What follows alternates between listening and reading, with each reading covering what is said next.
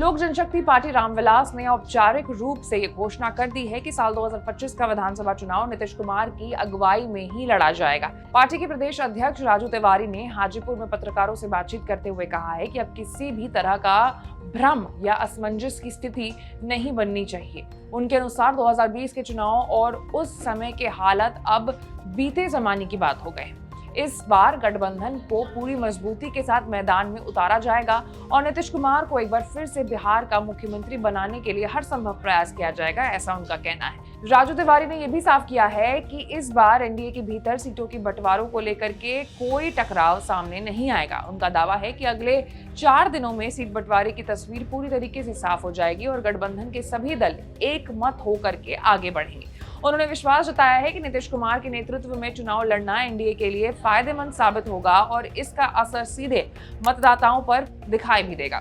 प्रशांत किशोर द्वारा लगाए गए एनडीए और उनकी नीतियों पर लगाए जा रहे आरोपों को लेकर के भी लोजपा रामविलास ने साफ रुख अपनाया है। राजू तिवारी ने साफ कहा है कि प्रशांत किशोर के बयानों का कोई महत्व नहीं है और उनके आरोपों का जवाब देने की जरूरत भी नहीं है। उन्होंने ये भी जोड़ा है कि एनडीए अपने सहयोगी नेताओं के साथ मजबूती से खड़ा है, चाहे वो किसी भी तरह के विवाद या आरोपों से घिरे क्यों ना हो। सम्राट चौधरी और अशोक चौधरी जैसे नेताओं पर लगे भ्रष्टाचार के आरोपों पर उन्होंने गठबंधन का समर्थन दोहराया और कहा कि लोजपा अपने साथियों के साथ खड़ी रहेगी। आगामी विधानसभा चुनाव में विपक्ष की संभावनाओं पर भी राजू तिवारी ने तीखी टिप्पणी की है। उन्होंने दावा किया है कि इस बार विपक्ष की स्थिति बेहद कमजोर रहेगी और उनकी कोई पकड़ दिखाई नहीं देगी। उनके अनुसार 2025 का चुनाव परिणाम ये साबित कर देगा कि जनता एनडीए के साथ है और महागठबंधन या विपक्षी दलों की बोनी भी नहीं होगी। उन्होंने यहाँ तक कहा है कि तेजस्वी यादव को इस बार नेता प्रतिपक्ष की कुर्सी तक हासिल नहीं हो पाएगी। इसके अलावा हाल में ही लद्दाख में हुए हिंसक आंदोलन पर भी उन्होंने प्रतिक्रिया दी। उन्होंने कहा है कि इस पूरे घटनाक्रम के पीछे देश विरोधी